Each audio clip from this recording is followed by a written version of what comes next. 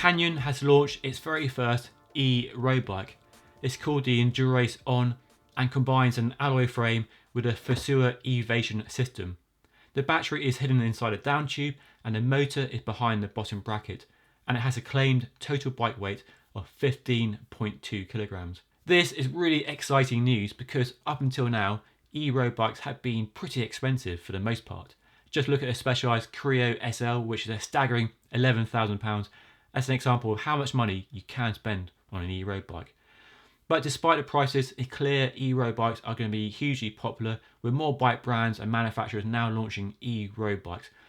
So Canyon launching one with its reputation for value for money and sound engineering is really exciting news. And this model, just one single model in the range, will cost here in the UK £2,799, or across Europe €2,999. No US prices yet, so I don't know whether it's coming to the US, but I'll let you know if that changes. Canyon is no stranger to e-bikes, of course.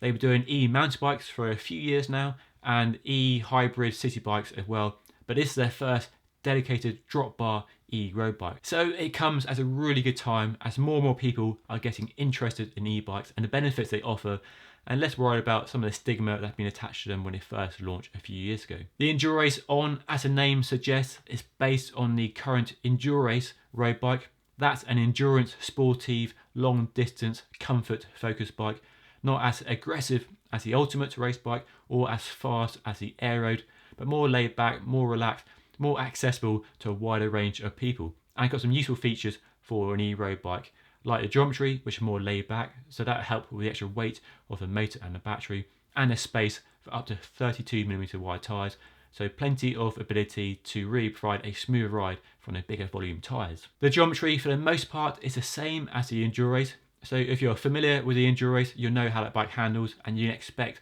the new Endurace On to handle in a very similar way. One small change is the chainstays have been lengthened by 10mm, so now 425mm.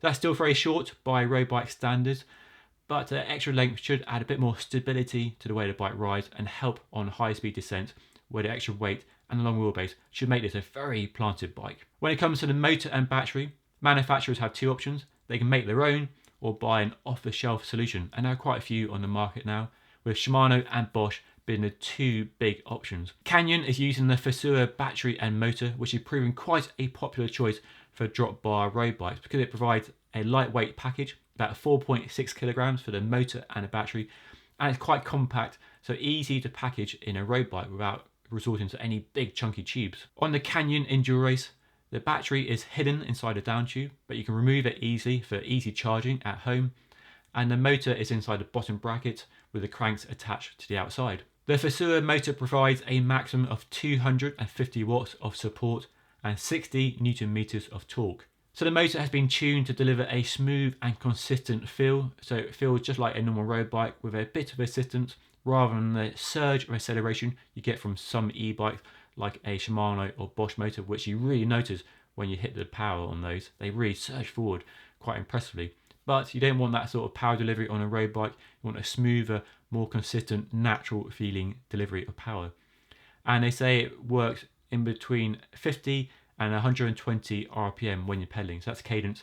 So that's a natural bandwidth, 50 to 120, with 80 to 90 being a fairly standard pedaling cadence for most people. There are 3 support modes depending on what you need in any situation.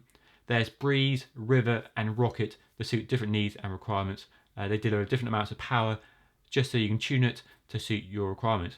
You can do this all from an app on your mobile phone as well, so really easy to use and access at different power levels. Maximum range with the new Canyon Endurace is a claimed 90 kilometers on the lowest assistance level. Now that does depend on the variables, whether you climb up and down hills all day or in the mountains or riding on flat roads, and rider weight and other factors will influence how much range you get.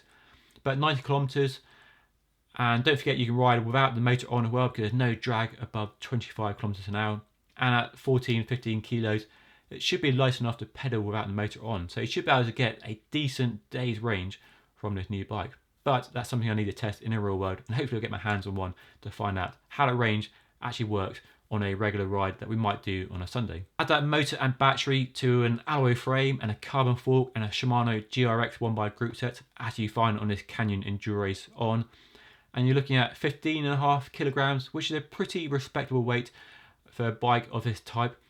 That specialised Creo SL I showed you earlier comes in at about 12.5 kilos, but it is £11,000 and has a full carbon frame, carbon wheels.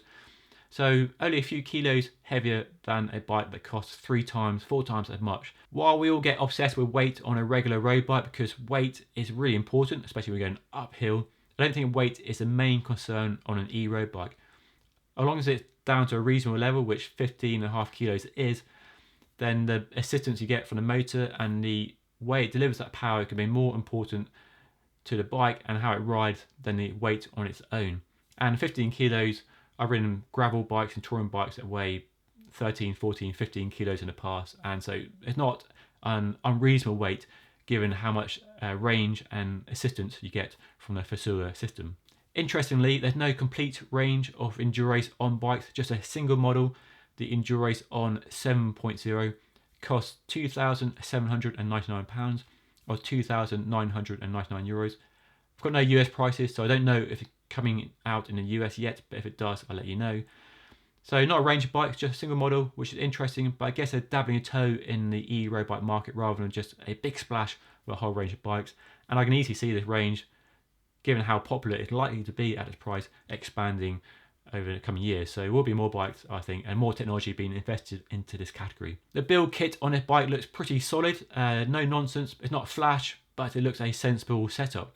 You've got Shimano's new GRX gravel bike group set in a 1x configuration, so a single chainring at the front and a wide range cassette on the back with hydraulic disc brakes with 160mm rotors.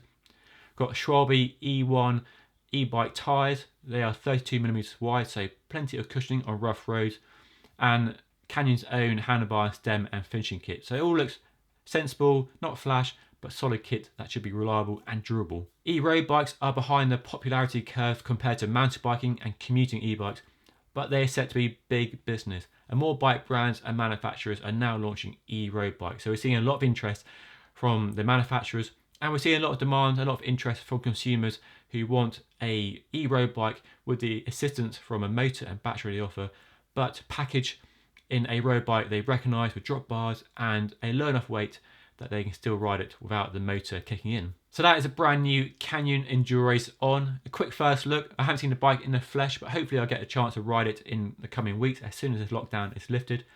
I'll leave the final word with Canyon before I sign off. Canyon says the new bike breaks down barriers and makes e-road bikes accessible to a wider spectrum of riders, but offering incredible value for money. Now, I'm inclined to agree with them. The price is really fantastic. You get a lot of bike for your money. And if you're in the market, you're looking to buy an e-road bike in 2020, then this could be a definite option on your shortlist. But that's it for now. If you've got any questions about the bike, do put them down below. Are you looking to buy an e-road bike? Well, I'd love to hear from you. And what do you think of e-road bikes generally? Well, let me know down in the comment section.